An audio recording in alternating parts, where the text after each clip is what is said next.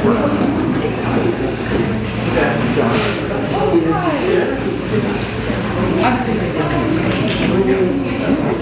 you so much to everyone for attending SBYCA's 2021 holiday party.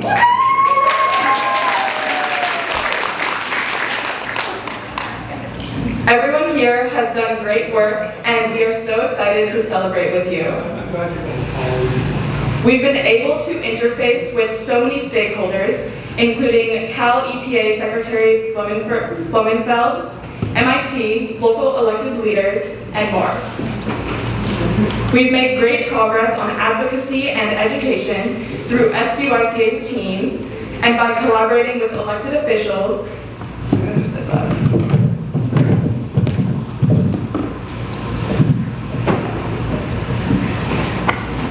Partners and the mentorship of adult advisors.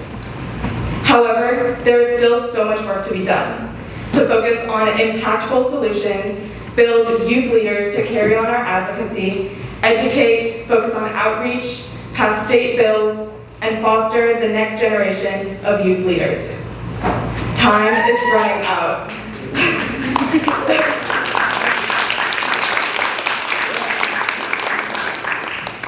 Thank you to Lawrence for being our photographer for this evening. Any student who wants to take a professional headshot with Lawrence can do so, and he will leave around 5:30. Likewise, please wear masks throughout because Omicron is not, the two vaccines are not effective for Omicron, and so only the booster has been shown to provide effectiveness, so we would really encourage everyone to keep your masks on. We will talk more about that later after this program. Now I'm excited to introduce Natalia to introduce State Senator Becker.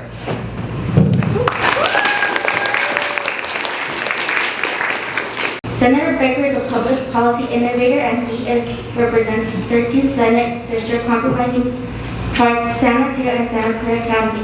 He is author of several bills focused on accelerating California's transition to 100% clean energy and net zero emissions. He recently attended COP26 and is knowledgeable of challenges and opportunities in combating climate change. And what we youth can do to move climate change agenda forward. Without further ado, we welcome Senator Josh Becker to the stage.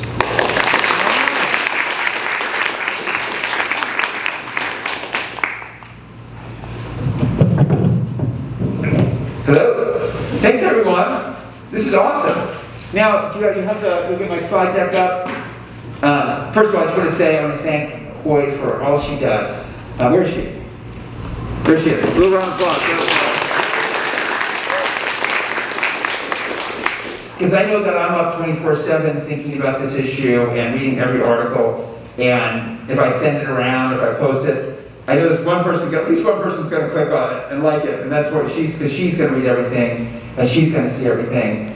And she's going to be the next step ahead of me and telling me what we're going to do locally on that issue. So one thing that we were just talking about before this is that when you speak, public officials listen. And I've seen this at all levels. I've seen it at the city council meetings where you're sitting there for hours, and then as soon as a young person comes up to testify, everybody perks up. They all perk up, they all listen. And that happened when we did the first all-electric new building standard in Menlo Park. And youth came to testify there. And as we now know, so many cities have done that, and I see many other climate champions here in this room. Many other cities did it, and San Jose, Oakland, and then New York City just announced an all-electric new building standard. And that's how change happens, right? That's huge. Round of applause for that. That's big. Round of applause. It's positive stuff. And you see, there is a lot to be worried about, there's a lot to be scared about, there's a lot to be concerned about. But when we see action like that, we see that's how change happens. That was within a year, really. Basically, it started at a local level, little city level, and then now we see, New York City, big city in the country, adopting all-electric new building standards. So that's how change happens. And At each step of the way, when young people speak, people listen. I was just in DC, I mentioned with Ed Markey and his chief of staff, and Ed Markey was co-author of the Green New Deal. He said the only way that he won his election, because it's like, how do you beat a dynasty, a Kennedy dynasty in Massachusetts? He was the first one to do it.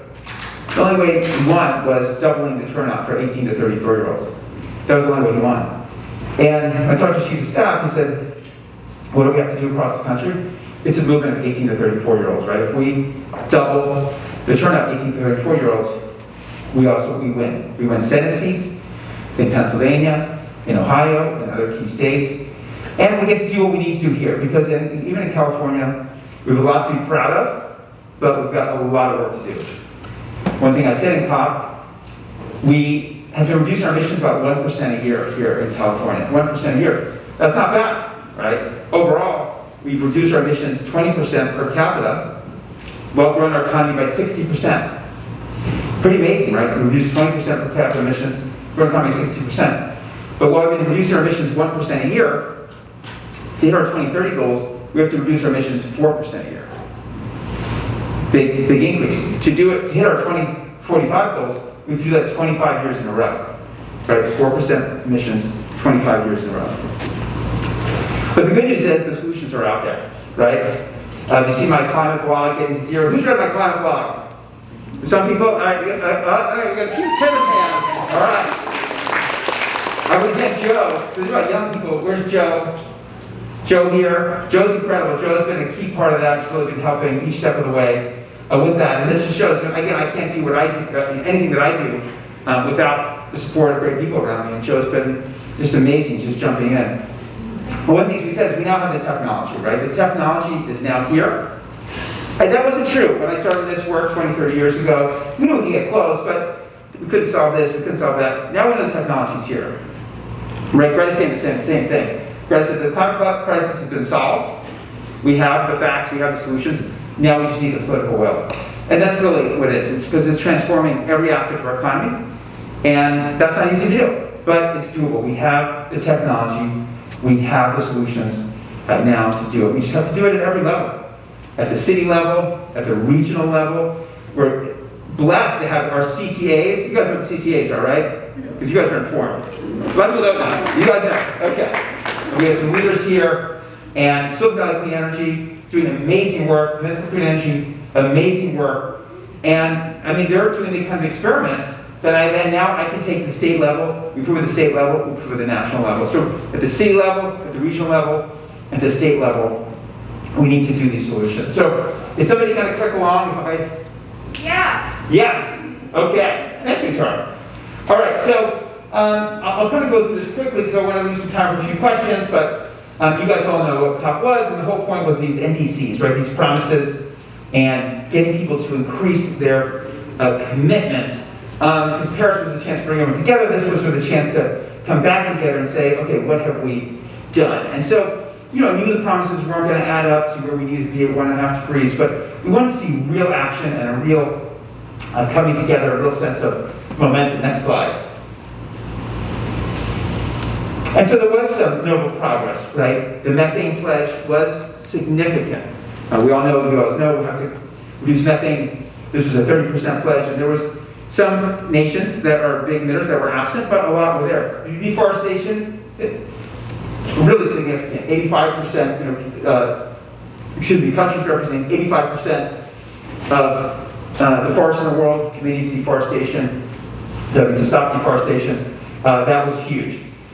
India, for the first time, even though they watered down the phase out coal to phase down coal, they were there making pledges. There was a progress, even though China was not there, and they're of course about 1/3 of the world's emissions right now. At the leadership level, but there was an announcement there with John Kerry that they made. So some positive steps. Car manufacturers, 11 car makers, 23 countries committed to ZEV-only cars by 2040. Right, so some tangible steps. Next slide. But, what's the bad news? You guys know the bad news. So the Earth is still, even with these projections, we're currently too warm by a crazy amount. At the time of the the dinosaurs, when you had crocodiles above alligators above the Arctic Circle, it was only 4 degrees warmer than it is today, right? So we're still on a bad path, and no single country really has sufficient short-term policies in place. Next slide. So why are we there? So we're there to basically, a couple of reasons, to say, hey, to show how it can be done. Like I said, hey, reduce emissions 20% per capita, while we're in our economy 60%. And also that Silicon Valley is the hub of innovation for the world. A lot of this is going to have to come through technology. Like I said, much of which we have today, and much of which is being developed right around us here today. But also we're looking at best practices from the rest of the world. And that's really what a lot of this is about. We want to evidence best practices from the Nordic states, Nordic countries, and bring that here. We want to look, I went to Portugal to do a whole offshore wind piece. So we got to find the best practices from other countries and other states in the US, because we were the leader, and we are in many ways, but now other states are passing us in certain policies. That's great. We got to now catch up to them. So that's really where we went. Next slide. Oh, I can't really read this. It's very yellow. Basically, it kind of talks about some of what we've done in the past. You know, my hope was that if enough countries and enough big states like California, because California, as you know, is, of all the economies in the world, like if we were our own country, what economy would we be? 5. Yes, 5th largest economy. So if you get enough countries, big states like California, we could bring down the cost. So it's just like solar's come down 90% over 10 years. So 90%. Since 1970, it's come down 300%. Right? So we got to bring down the cost of these technologies by using them. And that's what we're working to do. And this also creates tremendous economic opportunities. And the fact that other states are looking to follow our example from California. Next slide. Next session, I'll be chairing a new subcommittee. So the pro tem, who's our head of the Senate, Tony Atkins, she created a new subcommittee for me on our clean energy future. And guess what our first hearing is? Our first hearing is on 24/7 clean energy. So 24/7 clean energy, they say that's like going from 100% renewable to 24/7 clean energy is like going from preschool to grad school. So it's a big leap, but who's committed to doing it? Peninsula Clean Energy, Silicon Valley Clean Energy, and Sacramento SMUD. So we're going to have those be 3 people who will be testifying in our very first hearing. Next slide. The big picture, we won't go through this, but study this if you haven't, because we have to be really evidence-based. And so I'd like to say where the emissions coming from. The electric grid, about 15%. Great, what are we doing there? Transportation, about 50%. Great, what are our plans there? Clean homes, clean buildings. Buildings are about 10% of our GHG emissions. What are we doing there? And then finally, industrial and agriculture. What are our plans there? So I won't go into it all the time now, but the great news is there's lots of ways for all of you to get involved. Right, because it's every aspect of the economy. If you care about farming, great, ways to get involved. If you want to tackle the industrial stuff, great. If you want to work on, buildings, lots of opportunity. Next slide. So I mentioned 24/7 clean energy, and I want to go into the details of this slide, but the point is, we're doing great on a clear day in the summertime. We've got lots of solar, lots of wind. We're using very few fossil fuels during the day. But at a time like this, the peak is now from 4 to 9 p.m. 4 to 9 p.m. People are coming home, plugging in their EVs, and that's the peak now, and we use about 90% fossil fuels during that time, right? So that's what we have to address. And I had a bill last year on 24/7 clean energy. I appreciate the support. We'll be back, again, to try to solve this, and again, working with our local institutions here that are doing this. Next slide. I mentioned PCE, so this was we kept this from a previous presentation. Next slide. But again, those PCE and Silicon Valley Clean Energy are doing great, innovative projects. For example, Silicon Valley Clean Energy, where they're getting contractors, paying them to electrify their own homes. That way, they're not the obstacle anymore. They're actually out there doing this. We got to get EVs to low-income populations. That's what this bill is all about that I had last year. This one did not pass. We'll be back with this. We'd love your support. Next slide. Keep going. Next slide. Let's go down a little bit. So this is really wonky. Who knows? So if cement was a country, what emissions? Would it be like the first emitter or like the 10th emitter? Anybody have any guesses? Who knows? Anybody? Third. That's actually right. That is right. Sorry, I got to take this jacket off. So it'd be the 3rd largest emitter. second. Ooh, it's hot here. Okay, just getting warmed up. It'd be the third largest emitter. And many of you know, and I just was there, we had Lehigh Cement, obviously right here in Cupertino. So the question is how to get cement to net zero. We have to tackle it. Globally, it's about 7 to 8% of carbon emissions. And cement, as you can think of, is like this, is like the flour in the cake of concrete. Most emissions are coming from cement. And so, first year, like, we got to tackle this. So we worked with the industry, we came up with a solution. Keep going. Next slide. And this is what we did. So we've got to build past the net zero for cement by 2045. Now again, cement, it's always not as sexy as subject to talk about cement and concrete, but this is what it's about. We've got to tackle the issue at all levels, right? It's not just buying EV, that's great, we want to do that, but we've got to tackle it at all levels. So we're going to reduce it 40% by 2035. And then next year we'll be back, you can keep building. This slide next year we'll be back with a bill to make sure the state buys this low carbon concrete and cement, because that's what has to happen, right? The state buys 40% of the concrete and cement in the state, so let's buy low carbon cement. So keep going, there'll be a couple more build outs here. So this one passed 596. Next year, we'll be back with the demand pull side of concrete. Next slide. And this is one thing I announced at COP, and there's my real efforts is we have to have the state government lead by example. So we got to get, if we want the whole economy to be net zero by 2045, let's have the state be there by 2035. And so if we do that, and we do it for electricity actually by 2030, after I said this, Biden announced the whole country will be there by 2050. It's his goal to be net zero. So we got to have California lead the way. Next slide. This is about build a little bit. And last thing is build clean faster. We have to be able to move faster at every level. And I can talk a lot about this, but that's one of the key parts. Next slide.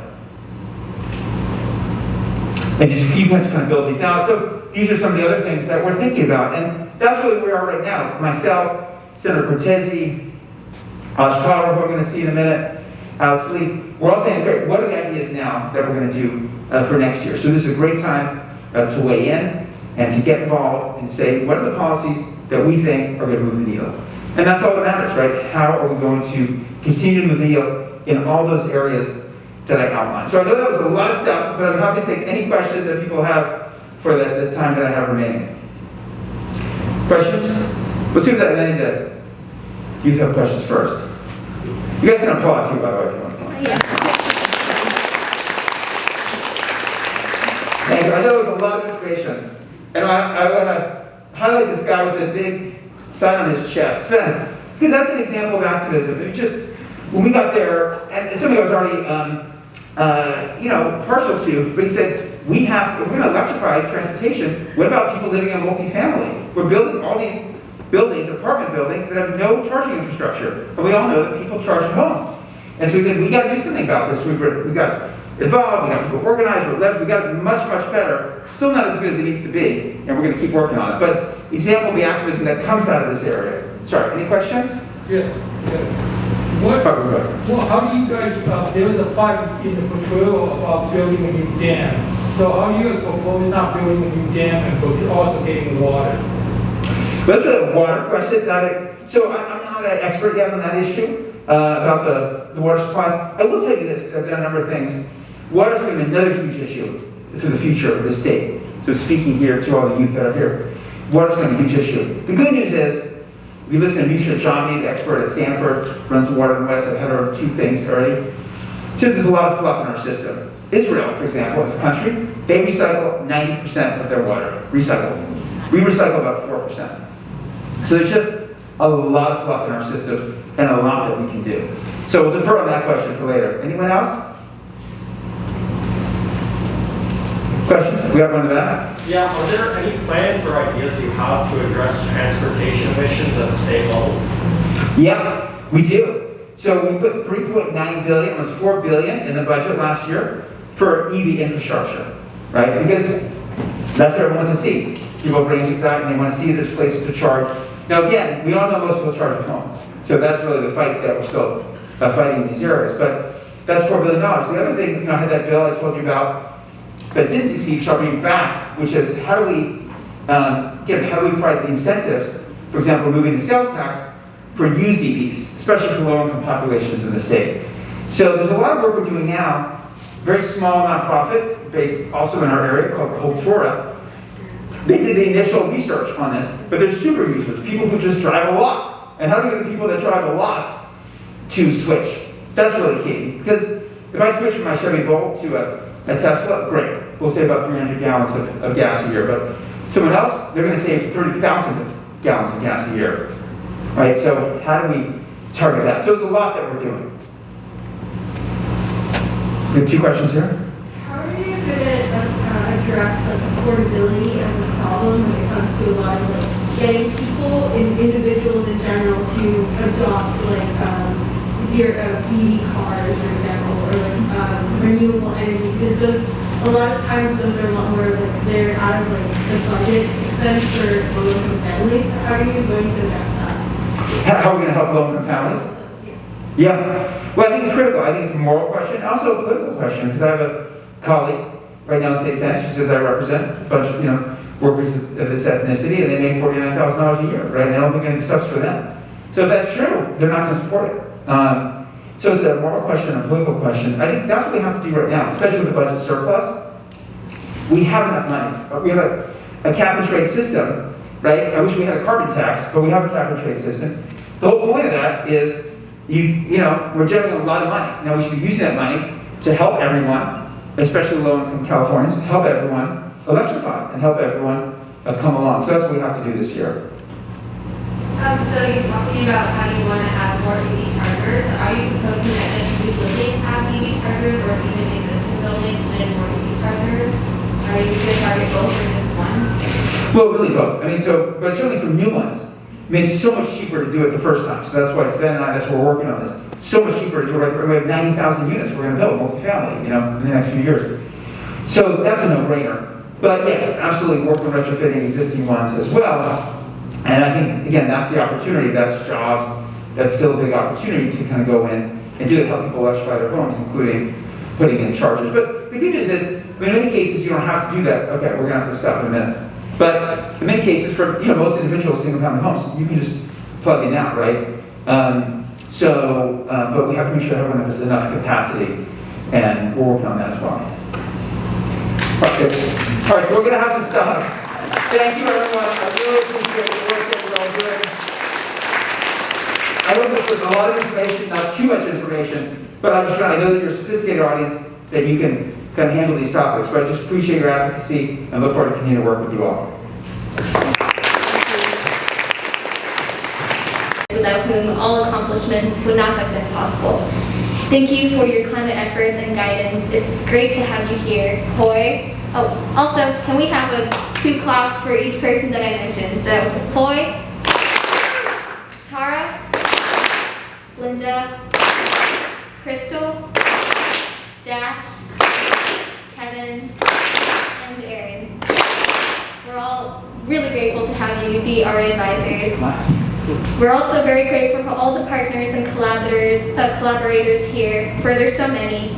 Thank you for our funders, Supervisor Otto Lee,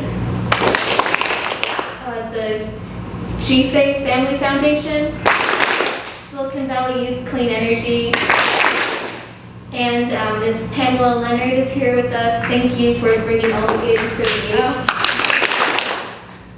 We also are very appreciative of our elected officials who are here present with us tonight. Cupertino Councilmember Hung Wei and Councilmember John Wiley. And thank you, Councilmember Wei, for providing us this space tonight. Kathy Truong on behalf of County Supervisor Cindy Chavez. Drew Settler on behalf of Congressman Ro Khanna, who has been supporting us since day one. San Jose Councilmember David Cohen. And thank you for San Jose, who just passed a carbon neutral 2030 recently. Woohoo! And thank you for your leadership on council members. Yes. Former Sunnyvale Councilmember Nancy Smith. Thank you for bringing such a delicious dessert for us tonight. Santa Clara Councilmember Seth James. And thank you for SVC for bringing such swag, including reusable water bottles. Los Gatos Vice Mayor Rob Rennie. And thank you, Jacob Cupertino staff, for helping us with the room setup today. Thank you for Lauren Zoot for volunteering your photography service. And of course, our special speakers, Senator Becker and Francesi. Thank you.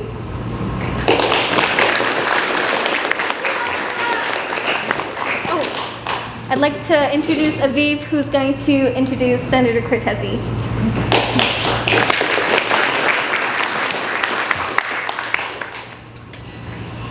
All right, so hi, my name's Aviv. Now we would love to invite Senator Dave Cortese to the stage to share his work and insights. Senator Cortese represents State Senate District 15, which encompasses much of Santa Clara County. We have been partnering with Senator Cortese and his team on climate and education, youth engagement, and youth-engagement-related topics. He has been a strong supporter of our group since day one at the summit in 2019, and we are grateful for his support and leadership on climate issues. Senator Cortese will be sharing with us some of his climate legislation for the upcoming year. So let's please welcome him. Thank you so much for the nice introduction. Thank you all for being here, for stepping up and taking the responsibility. That's the most important thing I can say to you. And if I said nothing else and sat down, I would want that to stay with you. Right now, stepping up and taking the responsibility is the most important thing. Senator Becker, enjoyed your presentation. I came in after you started, but thank you for representing us, not just the state Senate, but the state of California, and in the climate process that just went on globally. And it's so important for California to continue to lead, as he indicated, as you all know. And we're doing everything we can to lead. But I want you to know that Senator Becker has been absolutely relentless. I had the experience, I don't know if it's an advantage at all, of serving a local government at the school board level and then the city level, San Jose, big city, like Councilmember Cohen here. 8 years there, and then 12 years on the Board of Supervisors, and then the State Senate. And so I felt like I landed on my feet running when I got there, especially on issues like climate, which we have worked on here pretty aggressively in local government. And I was just amazed by Senator Becker coming out of the private sector, which is a wonderful thing. That's how I started too many years ago, but being absolutely relentless in the state Senate in terms of pursuing climate goals for us and climate goal implementation. That's really where we're trying to go next. Not just saying this is where we need to be by 2030 or 2035 or 2050, but these are the moving parts that we need to start solving right now. And there's a lot of conflict about some of those moving parts because people concerned about a lot of different things. You've heard the expression, the devil's in the detail, and so that's sometimes the job that we get to do. I want to thank Tarish and Krishna for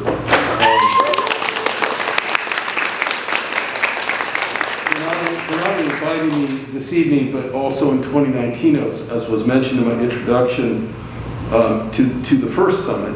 And I know last year got disrupted, obviously, like so many things, but thank you for pulling it together this year, and everybody else on the team who's been helping. I think they were all just thanked a few minutes ago. I'm really pleased to hear about your own efforts around environmental literacy. One of the things I do want to say about local government is, especially here, and especially for all of you, is that it creates a tremendous opportunity to essentially set precedent, to chart a new course that can and sometimes will be adopted by state government, by national governments, and even globally. I had all those experiences in local government.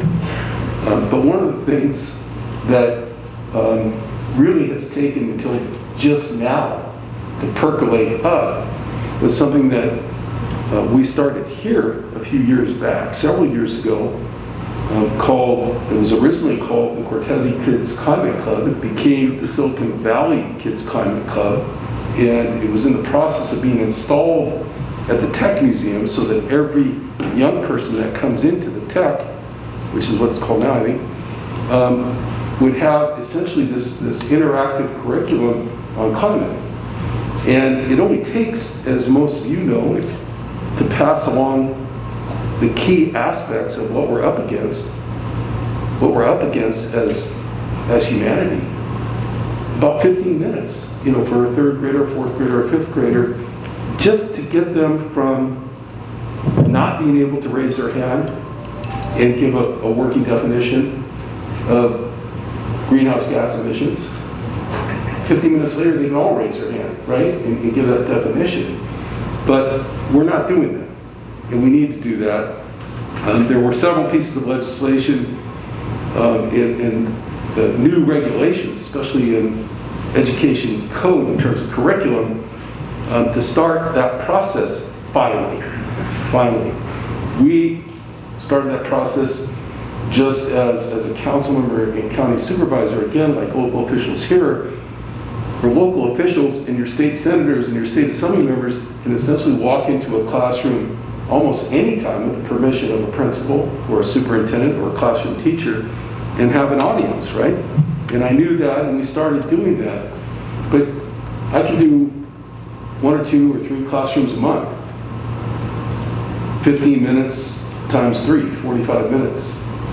We have 500,000 kids that need to be exposed to this curriculum.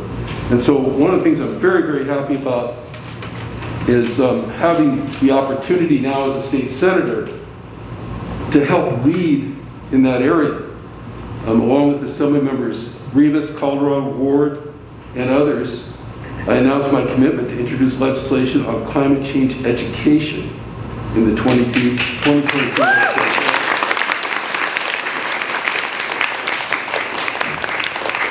And I think it is the opportune time to work between the legislature, the California Department of Education, and local school districts to sufficiently fund. As Senator Becker said, we have dollars to do this. So we're going to have more dollars for education this year, perhaps, than we'll ever have going forward and that we've ever had in the past. I won't get into the details of that, but the budget is bound in such a way that education essentially is going to get the lion's share of all of the surplus this year. So let's do this. Let's do this. I think that every great movement I've seen, both as a resident here in this area all my life and as an elected official, especially at the local level, has come from the education of young people in our community first and foremost. If you look at, everyone in this room is too young to remember this, but there's a few that can, and it's mostly the elected officials. There was a time here, right here in Silicon Valley, when cigarette smoking was ubiquitous. It was everywhere. The movement to change that came through an education campaign for young people. It was young people who started to tell adults, who started to tell their parents, not anymore, not anymore. Don't do that around me. Recycling, a little closer to home here in terms of the environment, right?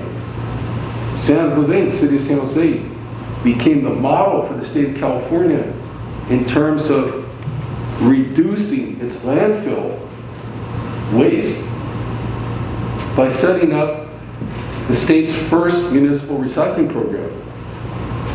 Was it mandated? No. It's a volunteer program. Today, to this day, it's still a volunteer program. You ever think about that? It is, I think, in every city here.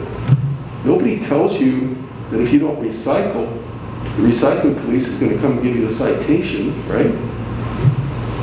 How did we do that then?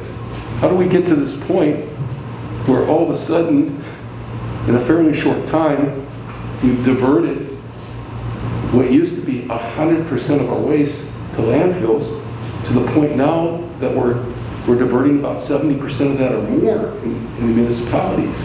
And some would argue we're basically at the point where we're at a functional 100% through education.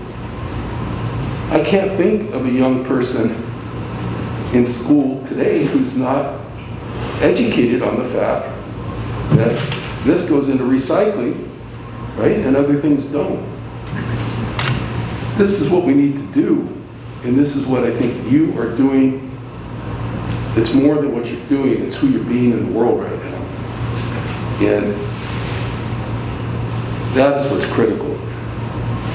How you be in the world right now is the movement that has to regenerate our entire society, not just here in Silicon Valley, the state of California, but as Senator Becker was pointing out, as you already know, globally. I don't think there's any other way to do it than to take the education system that we have here and abroad and start teaching that there is no other way, and it has to happen now. So that's what we're trying to do in the state of California. That's what I intend to be fighting for this year. I want you to know that my first 3 bills that I introduced almost exactly a year ago were climate decarbonization bills. We're going to keep working on that. And we're going to keep working on other issues like EV charging stations in multifamily communities, which is a huge, huge issue right now. You will see us introduce legislation in those areas again this year. But I want you to know it's tough sledding. And if you're thinking about building decarbonization as something maybe over here and not right in the lane that you're focused on, most of us are focused on the things that we can see happening right now, like the conversion to electric vehicles. But remember, we have a housing crisis, and the state and local governments are starting to do everything they can to produce more housing, especially affordable housing. As they produce that housing, as we produce that housing, it happens in increments of 20 or 30,000 homes at a time. We're hoping for 600,000 more homes in the Bay Area so that you'll be able to have a place to live here and won't have to move away. Just over the next planning horizon, 600,000 homes over the next 7 years. If those homes are built the same old way, with the same concrete that Senator Becker was talking about, with natural gas instead of electricity, how long are they going to be around? How long will people be living in those 600,000 homes? 2 or 3 generations? While they emit emissions that continue to create a problem, not just for the planet, but for humanity. So we get it in the state legislature, that these are big issues and we need to press. But people are fearful. And I want you to think of this as young people, and I'll close here. If your uncle or your neighbor was working in the fossil fuel industry, maybe they work as a welder on natural gas pipelines. Maybe that's what that person does. And they hear and see all of us saying, we need to stop doing that. What do we say to that person about how they're going to make a living, how they're going to support their family, how they're going to pay for their house payment or their rent? What do we say to them? We have to have real answers. We have to have real answers for them. We have to have just as much detail and thoughtfulness about how we transition the workforce in a just way so that nobody's neighbor or uncle or mother or father becomes displaced or unemployed by something that we're doing that is not only good but has to be done. We have to do both. Otherwise, we're creating dissension amongst us. Anytime you have fear in politics, fear for your livelihood, fear for your well-being, you're going to have serious political dissension. And I think part of what we need to do and you need to do as part of this movement is help take down that fear by giving people real answers about how this is going to be okay for them in their day-to-day lives. Thank you very much. I appreciate being here. Thank you.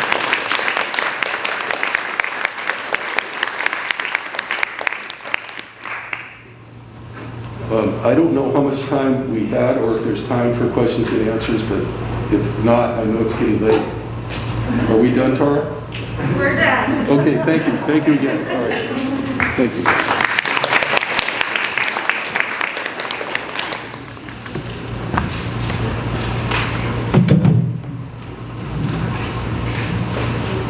Now we have 1 minute for the Office of Cindy Chavez stuff.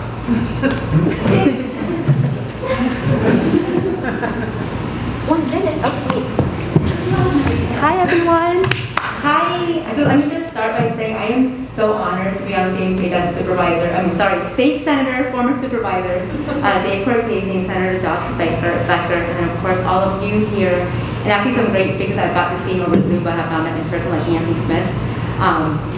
But this, again, I'm Kathy Strong, Policy Area Supervisor, Cindy Chavez County Supervisor, and she wants me to make sure that you know that she would love to have been here today, but she's so sorry to miss it. You know you have one of those events where you committed 2 months ago and you just can't be here. So she wants you to know that she knows that she's aware of all the amazing work that you all have done throughout this whole year, throughout this pandemic, while juggling your mental health, online school, your finals, applying for college. I think it's a true testament to your passion and how you really care about climate and Earth and your future generations. That's amazing. And speaking of reducing air, toxic pollutants in the air and all of that, the supervisor actually wanted me today to talk to you really briefly about the Reed-Hillview Airport issue. I don't know how many of you are familiar with that issue, but it's an airport that's 180 acres in East San Jose, and it's very unique from other airports in that it's in a very dense area. 52,000 people live around that airport, just within that 1.5 mile radius. And so just this August, a lead study was released, which shows that children living around that airport has elevated blood lead levels on par with the children at the height of the Flint, Michigan water crisis.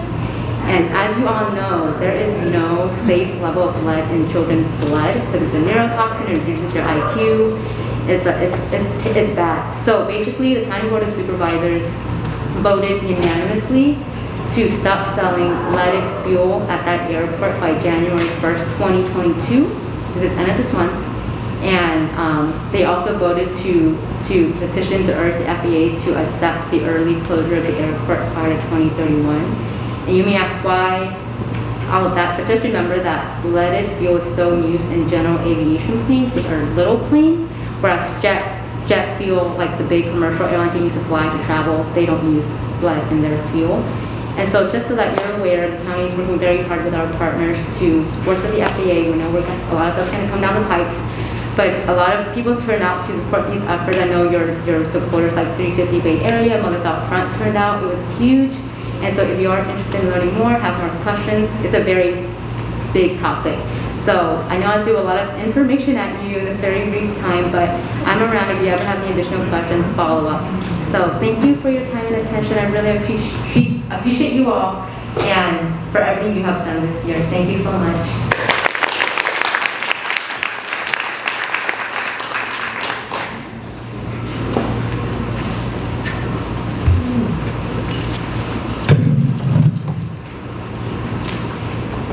I'm going to give an overview of the rest of the agenda so that you are all aware. We will go through the SBYCA team accomplishments. We will have each representatives from each team come up to talk about that.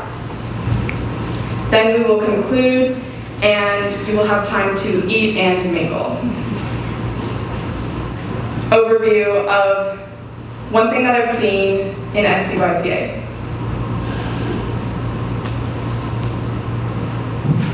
I attended the SBYCA Summit in 2019, and immediately I was struck by the youth's passion but also the adults' commitment to effectiveness.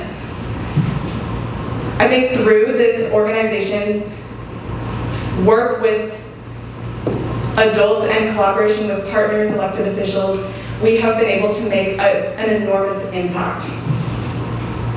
The second thing I have learned is the youth voice is powerful.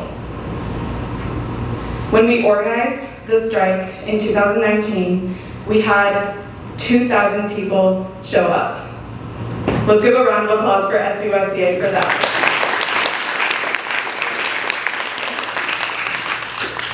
Through that strike, we showed elected officials that their constituents care about this issue, and elected officials took notice.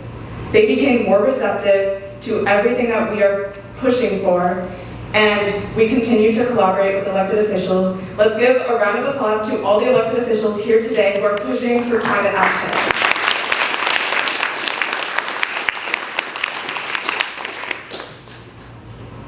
Now I'm excited to introduce AJ and all of the state advocacy team to come up, well, all of the co-leads of state advocacy to come up and introduce the state advocacy's accomplishments.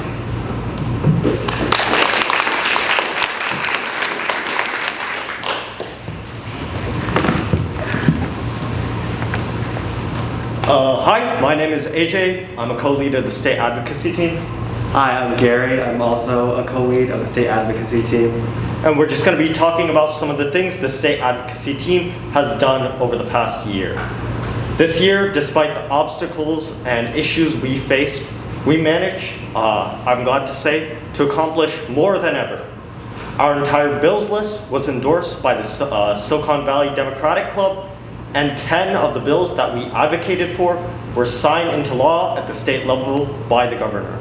These bills included climate legislation on net zero emissions from cement industry, as well as building electrification, and overall, we've managed to have more of an impact than we have in the past.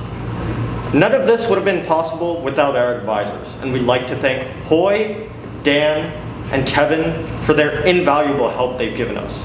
The leadership they've shown has really guided us and enabled us to make an impact. We'd also like to thank the legislators who have cooperated with us and been receptive to our efforts.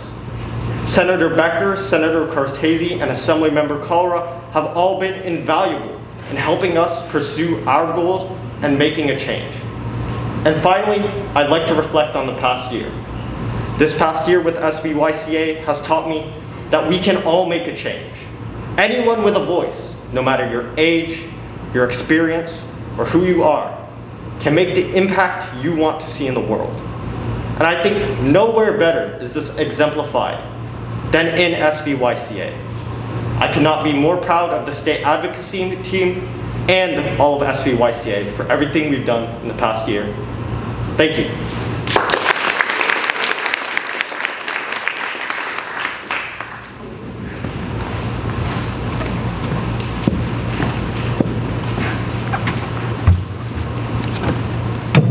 We may start timing people. Everyone is going to have 1 minute to speak, and I'm going to go through the order for the next 3 teams. We'll have Transit, County, and Sunnyvale. Please welcome Monica for Transit.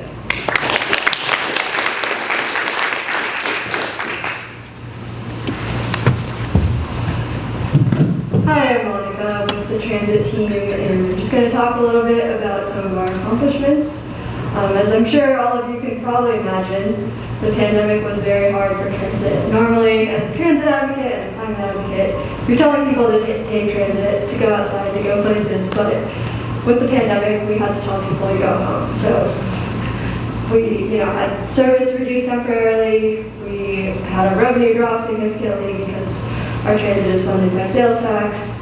We ended up facing the worst transit cuts in history, and there were just a lot of challenges that transit in general has faced. But eventually we got to work, brought everybody together, worked with ATU especially, which is the transit union here in the county, and we were able to prevent the worst transit cuts in history.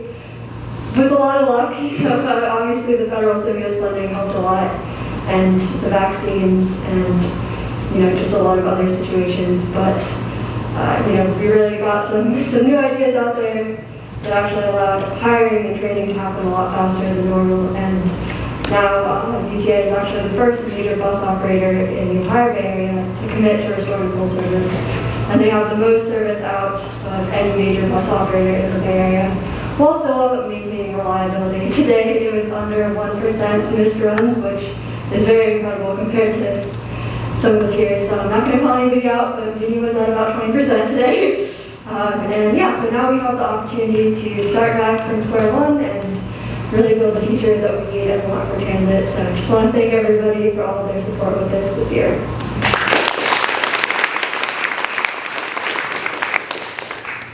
Now the county team.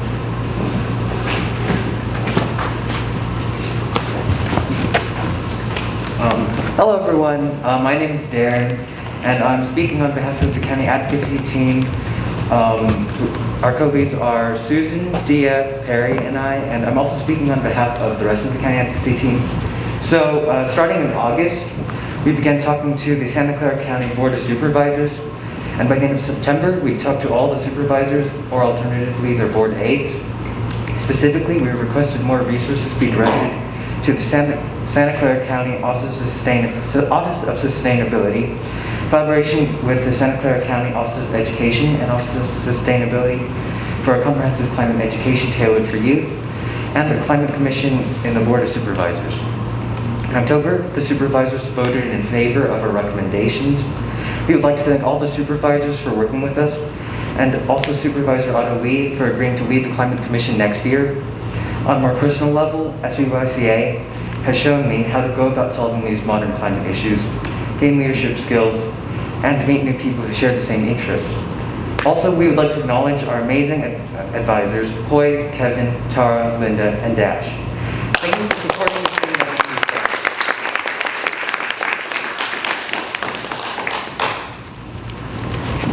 Sunnyvale team.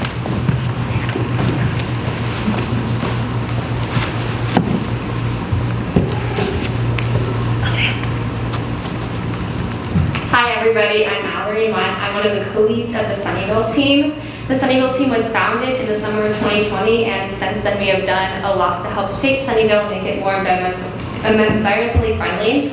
One of the projects that we were working on in 2020 was to strengthen our reach codes.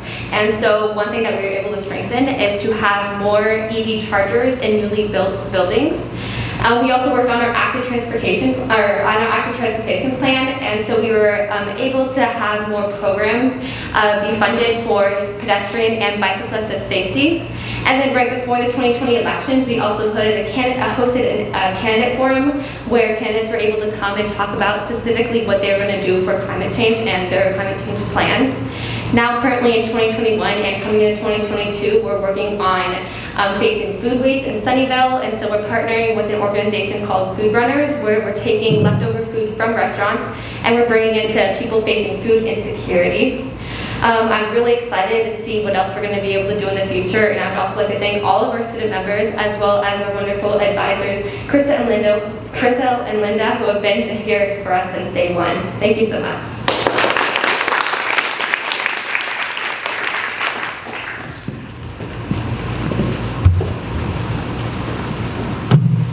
The next series will be Cupertino team, Santa Clara team, Morgan Hill team. Please welcome Cupertino team.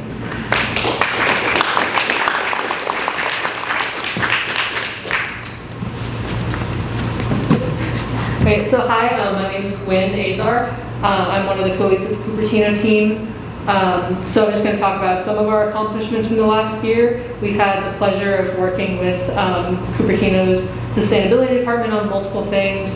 We helped host our Earth and Arbor Day event, which is on Zoom because of COVID. We've been regularly attending the Climate Action Plan Update workshops and Sustainability Commission meetings, and we're recognized as a stakeholder in the community, which we're very honored, and invited workshops for that.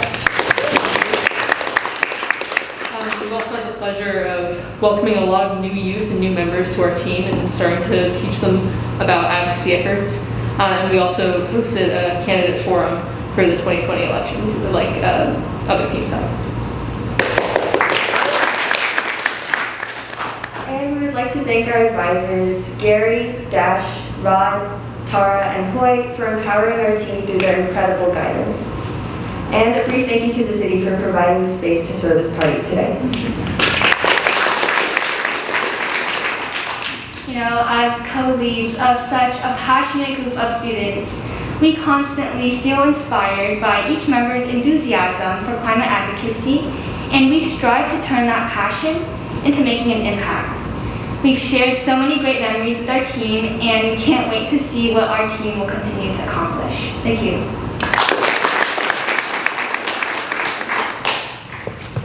Next, we have Santa Clara team.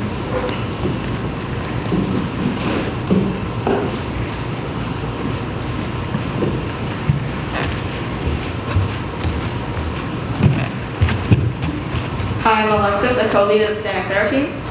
This year, the Santa Clara team was successful in 2 main projects, advocating for the passage of an all-electric building reach code and educating significant figures about the impact of refrigerants on our environment. Throughout the year, all of us on the Santa Clara team have learned a valuable lesson in effective communication. Whether it was learning how to deliver a public comment or learning how to coordinate efforts within the team, we've all become better communicators because of our involvement with Silicon Valley Youth Climate Action. In addition, we would like to thank our advisors Vanessa Shin and Dashiell Leeds for their expertise and guiding hand in our pursuit for a greener future. It has been a great year of environmental advocacy in Santa Clara, and we hope to continue with this success in 2022.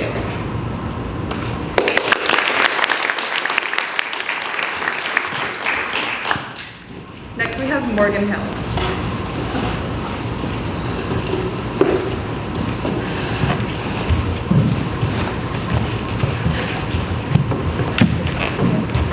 Hey everyone, we're the co-leads of the Morgan Hill team. My name's Rona. I'm Susan. And my name is Kennedy. We're so excited to be here to share our progress with you all. For a year and a half, we've been working with Morgan Hill to get a climate action plan. After about a year and a half making public comments, doing research, and working with city council meetings last Wednesday, Morgan Hills City Council unanimously voted yes for a climate action plan. One of our most recent initiatives have been working on developing a campus cleanup competition between the high schools in our town, and we've been also working to make our schools more sustainable. As you can see, from our time in this position, we have been exposed to numerous opportunities that have taught us much about utilizing our power as individuals to combat climate change through advocacy. From giving public comments to working with our team, we have gained experience in leadership and communication. Finally, we'd like to thank our amazing advisors, Dia and Jared. And we'd also like to give a special thanks to Councilwoman Yvonne Martinez-Beltran, Swanee Edwards, and Dashiell Leeds for supporting and allowing us to be where we are today. Thank you.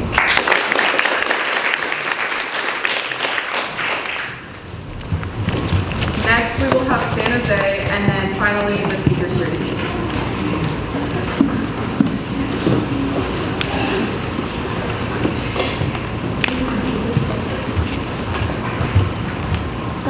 Hello, I'm Pragya. I'm one of the new co-leads of the San Jose team, and I've been involved with the team for over a year. To kind of sum up what we've been involved in, as you heard from many other teams, we had a climate forum during election season with, for us, it was the District 4 candidates. Hi, Mr. Cohen, he was in the forum. We were also active in the natural gas prohibition bill for making sure that new buildings cannot using natural gas as a power source. We also had a birdwatching trip actually to Don Edwards National Wildlife Refuge, which is a really amazing educational opportunity and good team bonding experience. It's a memory you'll always remember. And right now, our main project that we're working towards is for working on San Jose's climate smart plan update that will be coming. The meeting will be coming up soon, and we're planning on going to the meeting and giving suggestions on how to update the plan. So first off, yes, I'm going to be thanking advisors, and thanks Hoy, Poon, Dash Leeds, Monica Milan, and Dave Koschel for helping us throughout our entire journey so far. And thank you our previous colleagues, Maggie Dong and Esther Yang. And SAYCA has been an ecosystem which I've been learning a lot in over this past 1.5 years. Thank you for being an ecosystem I get thrive in.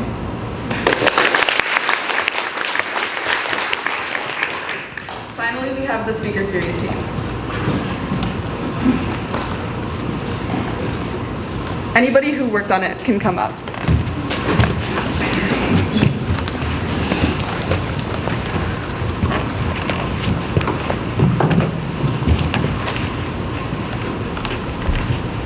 Hi everyone, I'm Sindhu and I'm one of the co-leads of the speaker series team. So for SAYCA's second annual speaker series, we hosted 8 speakers over 2 weekends. And they spoke on many topics ranging from sustainable fashion to autonomous electric delivery, as well as clean transport. And we really enjoyed educating the community and ourselves and empowering each other to find ways to make our lives more sustainable. Hi, I'm Susan Kerchov. I'm one of the co-leads of the speaker series. Through this experience, we learned a lot about leadership and communication skills. We also learned how to organize events, but most importantly, we learned about each speaker's unique experience, and they taught us valuable information. We would like to thank Perry and Hoy for guiding us through this experience, and we would also like to give a big thanks to all of our speakers.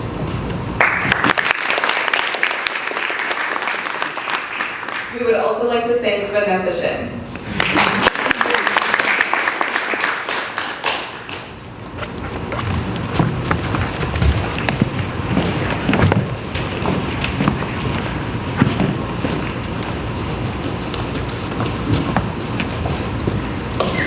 I'm excited to introduce Rathika back to the stage for the conclusion, and then we will eat and mingle.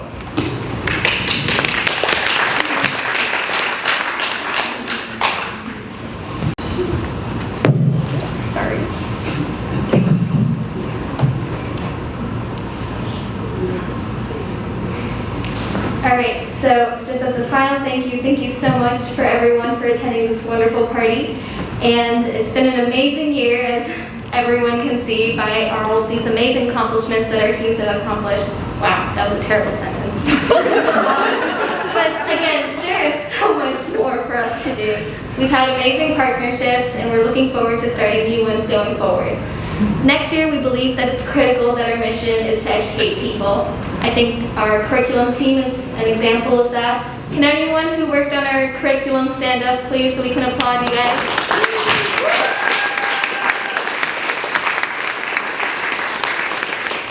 So our curriculum team last year reached over 8,000 students in the Fremont Union High School District with their professional climate curriculum, yes.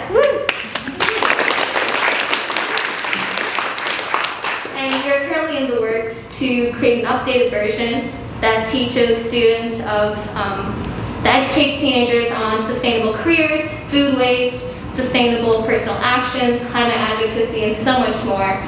We received over 3,000 positive comments from teachers, principals. It was a huge success, and as our senator spoke on it tonight, education is extremely important, so that's definitely one of our crucial missions. We are incredibly proud of all of the volunteer efforts of all of the teenagers present here. These young adults have spent their nights and their free time to work for a safer and cleaner planet. Our effort and passion have inspired adults to work on reducing our emissions as quickly as possible. The sky's the limit with well-trained and passionate youth leaders. And yes, thank you for everyone for being here. Just as a reminder, because of the newly COVID variant, we are going to encourage everyone to get their food, go outside to eat, and then come back inside with their masks on. And I believe, also the photographer will be able to stay here for a longer amount of time, and we're going to want to take a group picture with everyone right now.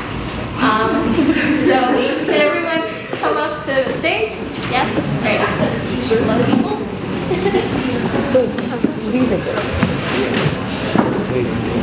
people?